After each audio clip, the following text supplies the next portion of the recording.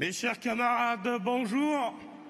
Je vous transmets le salut fraternel des cheminots FO de Lyon, qui sont bien sûr toujours en grève. Je suis mandaté par mon syndicat pour voter contre le rapport d'activité du Bureau confédéral. Ceci n'est pas par plaisir, mais motivé, car jusqu'en 2016, nous étions en phase avec les positions confédérales, marquées notamment par notre opposition à la loi El Khomri. Ensuite, le gouvernement Macron a décidé de s'attaquer à la réforme du Code du travail. La Confédération a négocié pendant l'été 2017. Jusque-là, pas de problème, car il n'est pas dans nos habitudes de pratiquer la politique de la chaise vide, surtout sur un sujet aussi important que le Code du travail. Mais ensuite, Jean-Claude, à ta sortie de Matignon, nous avons été profondément déçus par tes propos très peu critiques, voire consensuels, envers ces ordonnances. Cette déception a laissé la place à la colère de nos militants et adhérents. Certains nous ont même quittés. Cette attaque méritait une opposition franche et un appel immédiat à combattre ces ordonnances. Heureusement, mes chers camarades, à FO, la démocratie est toujours vivante. Et le CCN de fin septembre a remis notre confédération sur les bons rails. Je dirais même que nous sommes ressortis plus unis, alors que Macron avait tout fait pour nous faire exploser, comme il avait fait pour d'autres partis politiques. J'ai 35 ans d'adhésion à Force ouvrière et suite à ce CCN, je me suis senti plus que jamais Force ouvrière.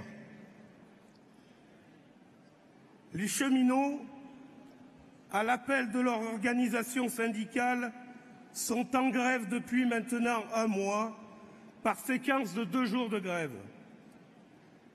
J'en profite en leur nom pour remercier tous ceux qui ont apporté leur soutien à notre combat.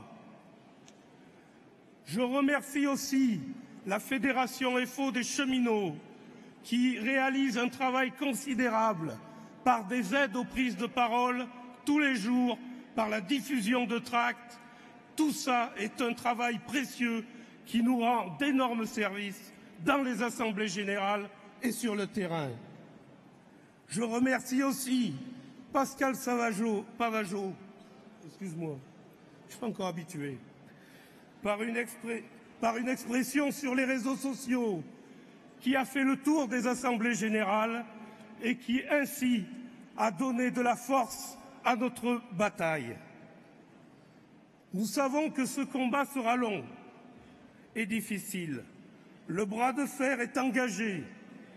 Les cheminots sont motivés et refusent massivement cette réforme, y compris de nombreux cadres, et c'est une nouveauté dans ce conflit. Cette réforme est purement idéologique et dogmatique. Il s'agit, pour le gouvernement, pour le patronat, de casser un des derniers bastions de lutte de la classe ouvrière. Le statut des cheminots de la SNCF n'est pas un frein au développement du ferroviaire. Certes, il garantit des droits pour les cheminots, mais en stabilisant l'emploi, il te reste 30 secondes. Ce statut contribue à un haut niveau de sécurité des circulations ferroviaires.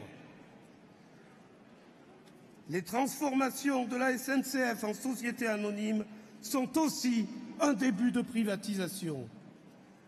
Plus que jamais, nous devons poursuivre la grève pour faire reculer ce président qui veut casser les services publics. Au-delà de ce combat, se pose la question de l'unité des revendications avec les autres services publics.